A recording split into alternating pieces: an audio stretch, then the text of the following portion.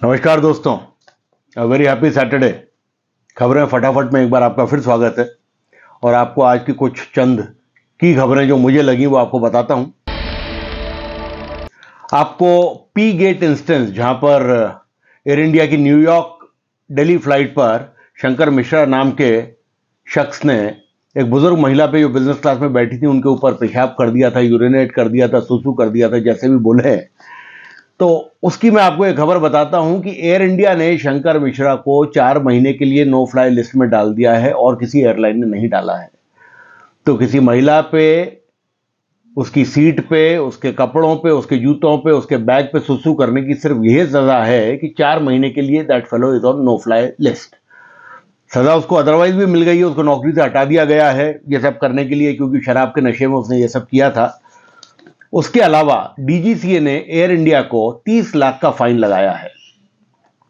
इसमें pilot in command जिन्होंने अपनी ड्यूटी ढंग से नहीं निभाई उनको भी 3 महीने के लिए उनका लाइसेंस सस्पेंड कर दिया गया है और डायरेक्टर इन फ्लाइट सर्विस को भी 3 लाख रुपए का फाइन लगाया गया है।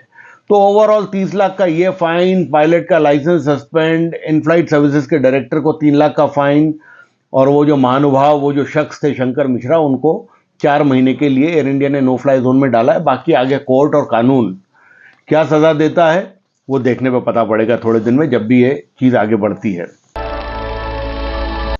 अगली खबर भाई साहब आपको हम बता दें, वीडियोकॉन के वेणुगोपाल धूत और कोचर्स चंदा कोचर एंड दीपक कोचर, चंदा और दीपक भाई साहब सबको बेल मिल गई है। 2011-12 का इनका प्रकरण है। 3250 का जो वेरियस वीडियोकॉन कंपनीज को इन लोगों ने लोन दिया था, चंदा कोचर ने, जब वो आईसीआईसीआई बैंक में थी। और फिर ईडी ने कंप्लेंट फाइल की है मनी लॉन्ड्रिंग एक्ट के तहत जनवरी 31, 2022 को 1794 करोड़ की जो मनी लॉन्ड्रिंग हुई है, ऐसा ईडी कहती है। और इन लोगों को जो बेल मिली है वो कोर्ट ये कहता है कि अरेस्ट आप कर सकते हैं, लेकिन सिर्फ अरेस्ट करने के लिए आप किसी को अरेस्ट कर लेते हैं तो वो भी गलत है।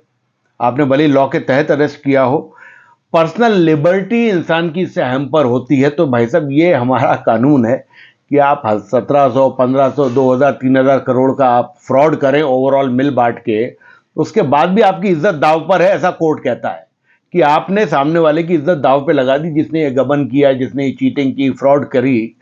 तो भाई साहब भगवान ही मालिक है, I don't know what to say, but anyway ये हमारे देश का कानून है, इस तरीके से कार्यवाहियां चलती हैं। तो इससे एक बात मुझे जरूर पता पड़ती है, या मेरा सोचना है कि अगर आप काम करो ना फ्रॉड चीटिंग का, पहली बात तो बिल्कुल मत करो, मैं कभी एडवोकेट नहीं करूंगा। लेकिन जो लोग ये करते हैं और बड़े ओहदे पर हैं, उनको ये पता है कि भैया 1500 2000 करोड़ का कांड कर दो, 4000 करोड़ का कांड कर दो, आप देश भी छोड़कर भाग सकते हो, कोई कुछ नहीं बोलेगा, क्योंकि पकड़ ही नहीं पाएंगे। जब तक पता पड़ेगा तब तक आप उड़ चुके होंगे कहीं बाहर, फिर ढूंढते रहो, अखबार में खबरें बनती रहेंगी, फेंकू लोग फेंकते रहेंगे, बड़ी बड़ी बातें, होना जाना कुछ नहीं है। ठीक है, अब इस केस में भी 1500 2000 करोड़ का फ्रॉड है। भाई साहब बहुत बड़ी रकम होती है, कितनों को बांटोगे बचने के लिए ना, उसके बावजूद भी बहुत सारा बच जाएगा।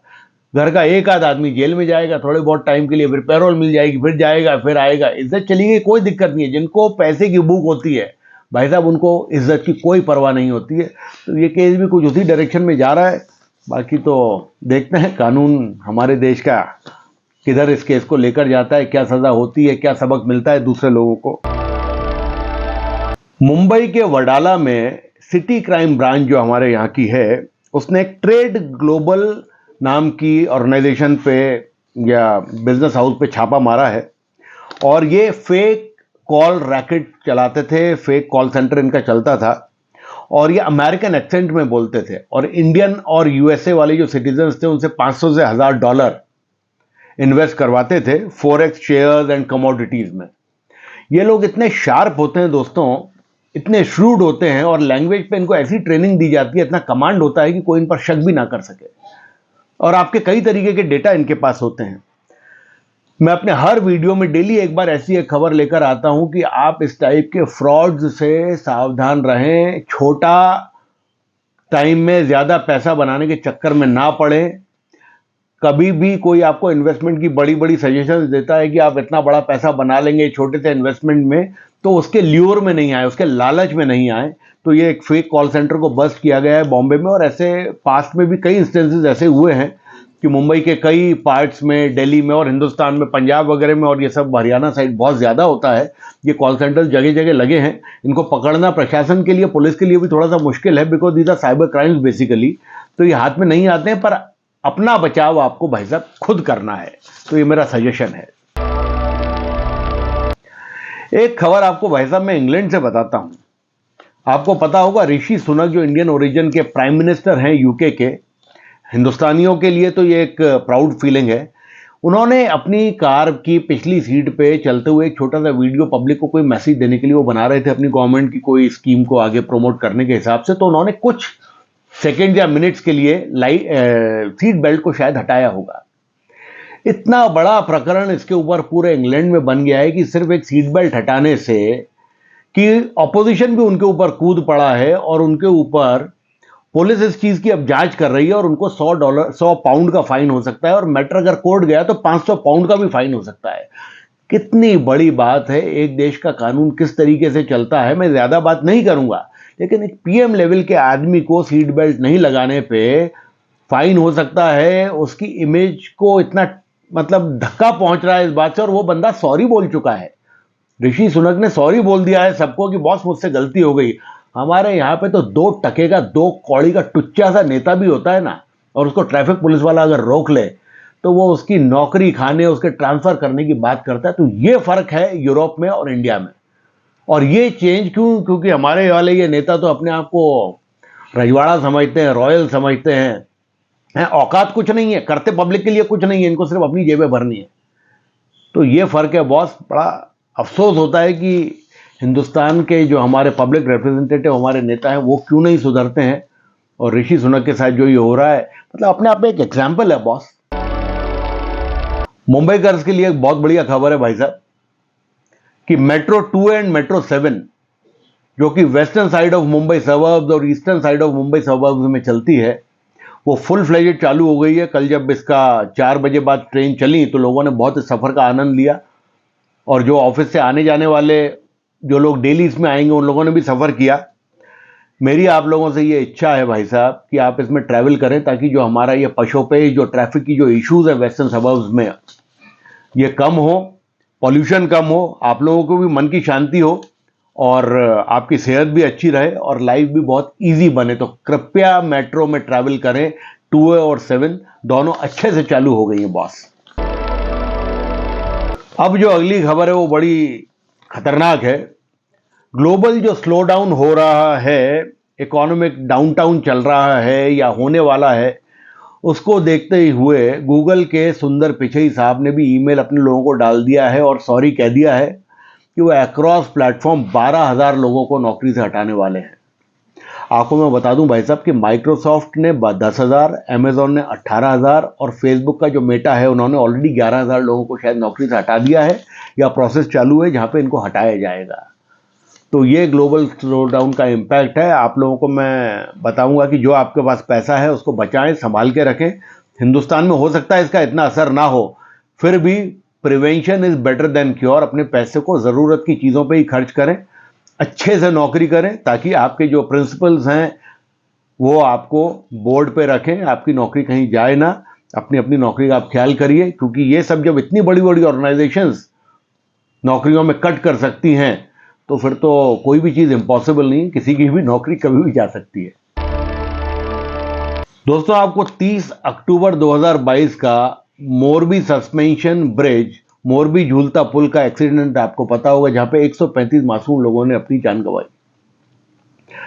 ये जो कॉन्ट्रैक्ट था वो ओरेवा ग्रुप के पास था, इस पुल को मेंटेन करने का, इसको सर्विस करने का। और इसके जो प्रोमोटर हैं जयसुख पटेल, उन्होंने एंटीसिपेटरी बेल फाइल की है। और सरप्राइजिंग बात यह है कि 30 अक्टूबर से लेकर आज तक वो गायब है, किसी को मिले नहीं है। इनका जो ओरेवा ग्रुप है वो अजंता क्लॉक्स के नाम से घड़ियां बनाता है, जो वर्ल्ड की सबसे ज्यादा घड़ियां बनाने वाली कंपनी है। आप ध्यान रखिए, अजंता क्लॉक्स, ओरेवा ग्रुप।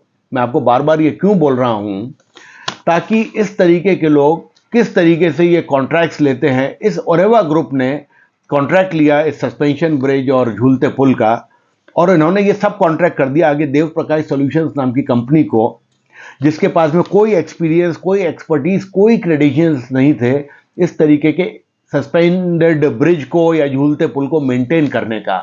तो ये अपने आप में एक गुनाह है।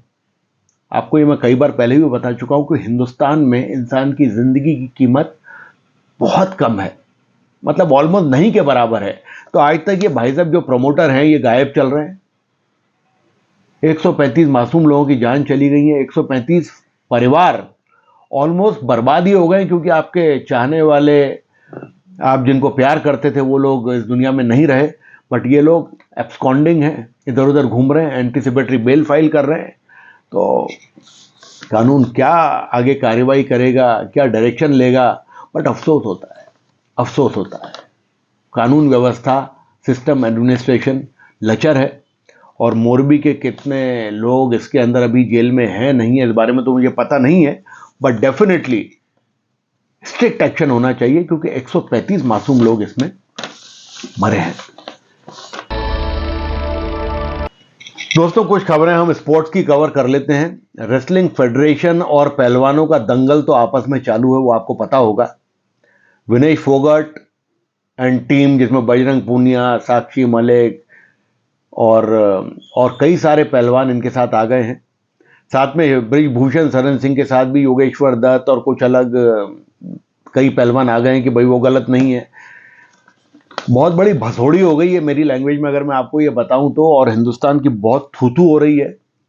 स्पोर्ट्स फ्रेटर्निटी में अगर इस तरीके से होगा तो हमारा देश के एथलीट किस पे भरोसा करें, किस पे ना करें। अगर हम उनको सिक्योरिटी नहीं दे सकते हैं तो हम कभी भी मेडल्स नहीं ला पाएंगे। 140 करोड़ लोग होने के बाद हम लोग 2, 5, 10, 15 मेडल लेकर आते हैं। क्यों? क्योंकि सिक्योरिटी नहीं है।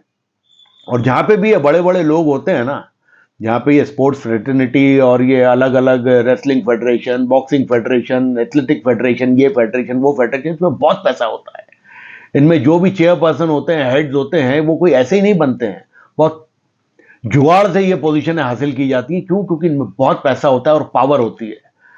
फिलहाल तो ये होना चाहिए कि ब्रिजभूषण शरण सिंह को रिजाइन करना चाहिए, और उसके बाद में जो भी कमेटी बैठे वो निष्पक्ष जांच करे, और जितनी भी फेडरेशंस हैं इनके अंदर विजिलेंस अपना अपना काम करके देखती रहे बीच बीच में कि काम ठीक से चल रहा है कि नहीं चल रहा है। और इमीडिएटली इतनी बड़ी सिचुएशन, दूध में जैसे उफान आ जाता है, वो आने से पहले ही गलत लोगों को सिस्टम से हटाया जाए और एथलीट्स को, स्पोर्ट्स पर्सन्स को कॉन्फिडेंस दिया जाए। तो मेरा ये सजेशन है। अदरवाइज ये दर्दनाक स्थिति जिस तरीके से चल रही है वो होती रहेगी भाई साहब। दोस्तों, ऑस्ट्रेलिया के पूर्व क्रिकेटर और कप्तान रिकी पॉन्टिंग ने एक बहुत बड़ा स्टेटमेंट दिया है ऋषभ पंत के बारे में। उनका यह कहना है कि ऋषभ पंत अगर अस्पताल से बाहर आ जाते हैं और सिर्फ कुर्सी पे बैठ भी सकते हों तो उनको आईपीएल के वक्त में दिल्ली के डगआउट में, जहां पे टीम और सपोर्ट स्टाफ और ये सब बैठते हैं, वहां पर होना चाहिए, because that guy will give a confidence to the entire team. उनका यह कहना है कि ऋषभ पंत जैसे लोग, जैसे खिलाड़ी पेड़ पे नहीं उगते हैं, ये बनते हैं, बनाए जाते हैं। उनकी सिर्फ प्रेजेंस टीम के मोराल को, कॉन्फिडेंस को बूस्ट कर देगी। तो ऋषभ पंत के हिसाब से और उनके बारे में जो पॉन्टिंग ने कहा, ये बहुत बड़ा स्टेटमेंट है। और आई एम प्राउड कि हमारे पास ऐसे ऐसे खिलाड़ी हैं जो जिनके बारे में बड़े बड़े इंटरनेशनल प्लेयर्स इस तरीके की बातें करते हैं। सो मैं कहूँगा ऋषभ पंत मेरे भाई, get well soon, sit in the dugout, give confidence to your Delhi team as well as जितने भी आपके चाहने वाले, आपके फैंस इंडिया में हैं उनको। 3 match one day international series between world number 1 team New Zealand और number 4 team India. Second match आज रायपुर के शहीद वीर नारायण सिंह इंटरनेशनल स्टेडियम पर होने वाला है। भाई साहब 1:30 बजे से इसका प्रसारण होगा सीधा। सबसे अच्छी बात यह है कि ये जो स्टेडियम रायपुर का है, छत्तीसगढ़ की कैपिटल में है, ये 50th one day international venue of India होने वाला है, जो अपने आप में एक अचीवमेंट है और बहुत बड़ी बात है।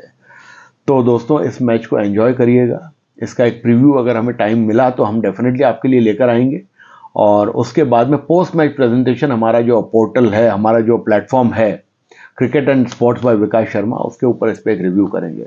तो आज के इस मैच को एंजॉय करिए। मैच टफ होगा क्योंकि न्यूजीलैंड कहीं से भी आप हल्के में नहीं ले सकते हैं। पिछले मैच में उन्होंने बता दिया वो क्या चीज़ है, उनके 8वें 9वें 10वें नंबर के बैट्समैन भी गेम को कहीं से कहीं ले जा सकते हैं. So enjoy the match, enjoy your Saturday, have a great weekend guys. Thank you very much. नमस्कार.